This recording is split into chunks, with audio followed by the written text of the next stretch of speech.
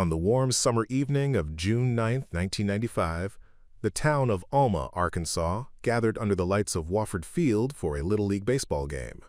Families filled the bleachers, children played along the outskirts of the field, and the air was thick with the comforting lull of routine Americana. But as the night wore on, something unthinkable happened. 6-year-old Morgan Nick, a child known for her soft smile and boundless energy, vanished into the darkness, without a sound, without a witness, without a trace. Her disappearance would ignite one of the most high-profile missing child cases in Arkansas history, generate more than 10,000 leads, and launch statewide and national reforms in child safety protocols. And though decades have passed and science has brought forward critical breakthroughs, the question that has haunted Alma for 30 years still remains: what happened to Morgan Nick? Morgan Chantal Nick was born on September 12, 1988. She was a spirited child with blonde hair, blue eyes, and an unforgettable smile. At the time of her disappearance, she stood about 4 feet tall, weighed 55 pounds, and had 5 distinct silver caps on her molars, a detail that would later be included in every missing child alert issued on her behalf. That Friday night in June, she was dressed in a green Girl Scout t-shirt, blue denim shorts, and white tennis shoes. What was supposed to be a joyful evening at the ballpark turned instead into the defining tragedy of her short life. Wofford Field, a baseball park in the small town of Alma, sits about 20 miles from Fort Smith and serves as a central gathering place for the community. That evening, Morgan and her mother, Colleen Nick, were in the stands cheering on friends and enjoying the game. As dusk fell and the final innings neared, Morgan asked her mother if she could join 2 friends in catching fireflies near the field. Initially hesitant, Colleen eventually relented after hearing from other parents that it was safe. This was, after all, a small town. Around 10:30 p.m., Morgan ran off with her friends, fireflies lighting the summer night. At approximately 10:45 p.m., her friends returned to the bleachers, but Morgan did not. According to the other children, she had briefly stopped near her mother's car to empty sand from her shoes. They said a strange man had approached her during that time, someone they described later as creepy. Witnesses reported seeing a red pickup truck with a white camper shell, possibly damaged, with curtains in the windows, leave the lot in the same window of time Morgan disappeared. The truck was described as a red Ford, short wheelbase, with Arkansas plates. Colleen's search began immediately. She checked her car, walked the grounds, called out her daughter's name. Nothing. She later told reporters that there weren't even concession stands or restrooms nearby that Morgan could have gone to alone. A Little League coach called 911, and within 6 minutes, Alma police were on the scene. Law enforcement and community volunteers sprang into action that night. Searchers combed nearby fields, wooded areas, and parking lots with flashlights. Officers collected potential evidence, discarded cigarette butts, bottles, footprints, anything that might lead to Morgan. Roadblocks were set up quickly, and vehicles were stopped and searched. But by sunrise, the grim truth had set in. Morgan Nick had vanished. Over the following days, the search expanded. Hundreds of people joined in. Flyers were printed and distributed across Arkansas and neighboring states. Police released composite sketches based on the children's description of the man near Morgan. He was said to be a white male, approximately 6 feet tall, between 23 and 38 years old, medium build, with a mustache and short beard. The description, along with that of the suspicious vehicle, would become the focal point of the investigation. From 1995 to 2000, the Morgan Nick case drew immense public attention and thousands of leads. More than 10,000 tips were logged in the first few years alone. Sightings came in from across the country.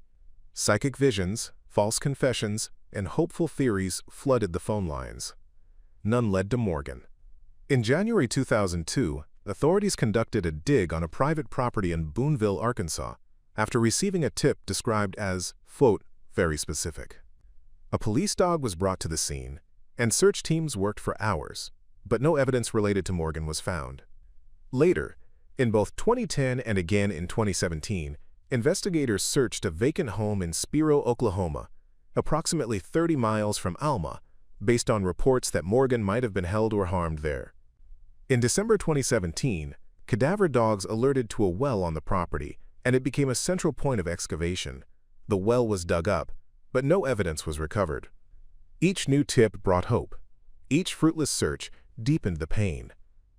Morgan's case wasn't forgotten. Her face, youthful and wide-eyed, became a national symbol of vulnerability. The story was featured on Unsolved Mysteries and America's Most Wanted. It was shared in newspapers, on television, and at child safety conferences. But no media attention was more personal than that generated by Morgan's own mother. In 1996, just 1 year after her daughter disappeared, Colleen Nick founded the Morgan Nick Foundation. She made it her mission not only to continue searching for Morgan, but to help other families facing the same terror. The foundation offered everything from on-site family support to training in child safety and abduction prevention. Colleen's work also helped lead to a key piece of legislation, the Morgan Nick Amber Alert System in Arkansas. Named in Morgan's honor, this state-run alert was one of the first such systems in the country, launched shortly after the national Amber Alert concept was introduced. The system allowed for rapid broadcasting of child abduction alerts via television, radio, road signs, and eventually mobile devices, alerting the public in real time to missing children believed to be in danger. In the early months of the case, dozens of persons of interest were examined. One of them, Billy Jack Lincks, a 71-year-old Van Buren resident, briefly caught the attention of authorities. In August 1995, just 2 months after Morgan vanished, Lincks attempted to lure an 11-year-old girl into his red pickup truck outside a Sonic in Van Buren. He reportedly offered money to the girl's younger brothers to walk away and made lewd propositions to her. The girl screamed and fled. A witness noted the truck's license plate number, leading directly to Lincks. Lincks was arrested and convicted of sexual solicitation of a minor. He had also been previously charged in 1992 with raping a child over a 9-month period. That charge was reduced to first-degree sexual abuse, and he was sentenced to counseling and a fine, no prison time. Following his 1995 arrest, however, he was imprisoned and remained there until his death in 2000. Despite the similarities between his behavior and Morgan's abduction, his red pickup, his proximity to the crime scene, and his record with children, he was interviewed on August 31, 1995, and denied involvement. Authorities at the time chose not to pursue him further. The case went cold for years, but in 2019, Alma Police launched a comprehensive review of their files. A new team of detectives began revisiting early evidence, statements, and overlooked leads. One file in particular stood out, the report on Billy Jack Lincks. Investigators learned that Lincks had driven a red 1986 Chevrolet pickup, a match for the description seen at the ballpark. Although his truck had no camper shell when impounded in 1995, neighbors later told police they recalled seeing a white shell on it just months earlier, around the time of Morgan's disappearance. Alma Police, with FBI assistance, tracked down Links's truck in 2020. Though it had changed hands many times, the current owner agreed to let the FBI Evidence Response Team examine it. The truck was vacuumed and tested for trace evidence. Agents collected hair and fiber samples and preserved them, though testing would require advanced techniques not yet widely available. The evidence was stored until new technology offered a path forward. For nearly 3 decades, the investigation into Morgan Nick's abduction remained one of Arkansas's most haunting cold cases. Despite the unwavering efforts of law enforcement and Morgan's family, no solid physical evidence had ever definitively tied any suspect to Morgan. But in 2023, the tide began to turn, thanks to a combination of persistence, advanced forensic science, and a private laboratory that specializes in solving cases just like this one. In December 2023, the Alma Police Department submitted evidence collected from Billy Jack Links's truck to Othram Inc., a cutting-edge forensic laboratory based in Texas. Among the items preserved since the FBI's 2020 examination were hair samples and fibers collected from the truck's interior. Othram scientists conducted forensic-grade genome sequencing, a method powerful enough to extract and analyze degraded DNA from aged or rootless hairs. To ensure accuracy, Morgan's mother, Colleen Nick, voluntarily provided a reference DNA sample. Othram then performed kin-SNP rapid relationship testing, comparing the hair sample from Lincks' truck to Colleen's DNA profile. The results were striking. On September 27, 2024, Othram delivered its official report. The analysis concluded that the hair found in the truck belonged to a first-degree relative of Colleen Nick, someone directly related to her, such as a sibling or one of her children.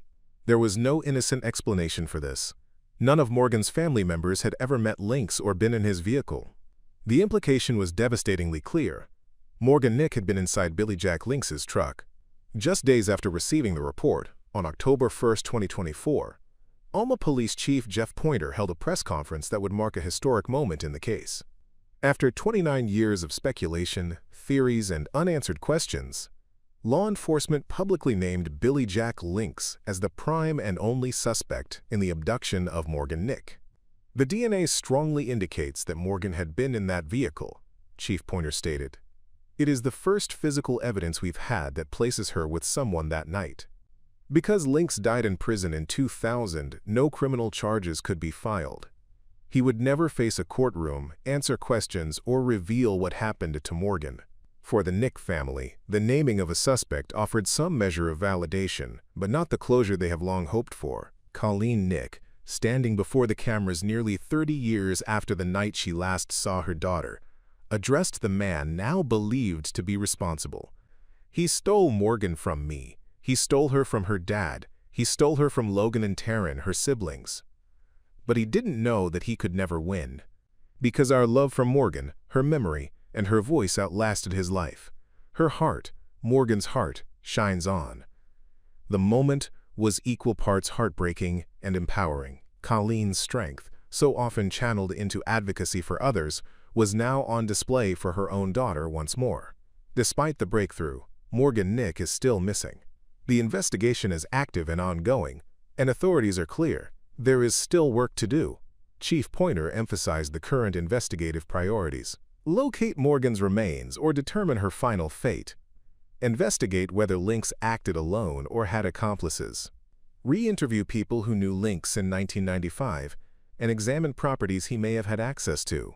Explore whether any overlooked evidence, either from the crime scene or Lincks' possessions, could offer more answers. To this day, the Alma Police Department and FBI encourage the public to report any information, no matter how seemingly minor, about Lincks' activities in 1995 or suspicious behavior around the Alma area.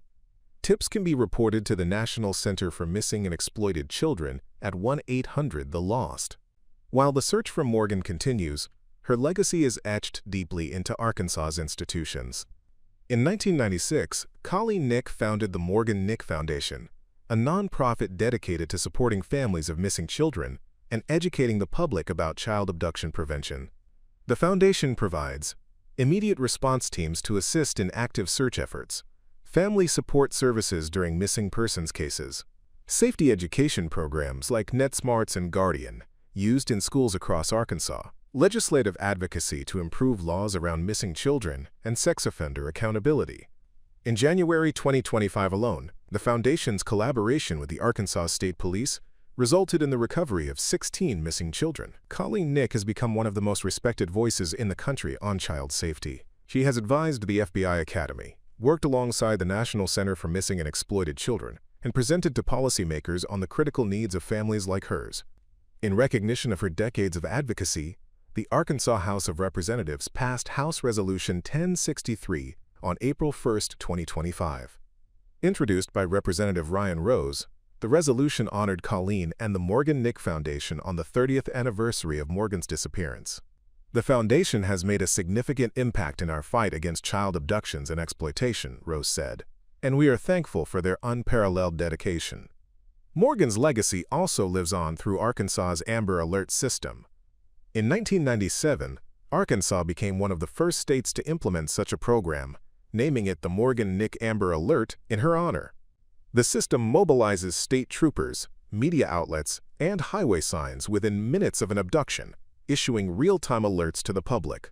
It has become a model for other states and continues to save lives by rapidly engaging communities in child recovery efforts.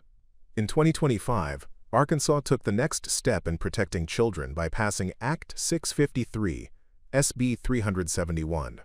This law establishes a standardized procedure for responding to missing child cases that don't meet the specific criteria of an Amber Alert. These cases, while not immediately abductions, can still involve vulnerable children in dangerous situations. Genevieve Strickland, assistant director at the Morgan Nick Foundation, praised the law's passage.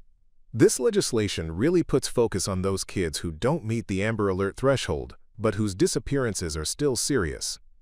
The case of Morgan Nick is now considered solved in part, but painfully incomplete. Her loved ones know who likely took her, but they still don't know where she is. What happened to her after that June night in 1995?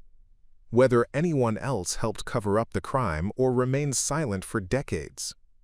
If other victims may be linked to Billy Jack Lincks, and so the central question still echoes: where is Morgan Nick? Investigators continue to comb through Lincks' history, interview his past acquaintances, and analyze tips. They've urged the public to think back to the summer of 1995. Did Lincks visit certain properties? Did he disappear from his usual routine? Did he have help? As the technology that cracked this case continues to evolve, there remains hope that the final piece of the puzzle, Morgan's location, might yet be discovered. Morgan Nick's story is not just one of heartbreak, it is one of resilience. Through Colleen Nick's determination, through the evolving work of law enforcement, and through the steady march of science, the truth has begun to emerge from the shadows. Her name is not just a memory, it is a movement. In the face of tragedy, Morgan's spirit has helped change how Arkansas protects its children. Her foundation has brought healing to hundreds of families. Her name lights up highway signs when a child is in danger, and her story continues to spark action and awareness. The journey is not over. But for the first time in decades, the search for Morgan Nick no longer wanders aimlessly in the dark. It moves forward, with purpose, with proof, and with love. And as her mother has always said, we will never stop looking for Morgan. If you have any information about Morgan Nick or Billy Jack Lincks, call 1-800-THE-LOST or contact the Alma Police Department.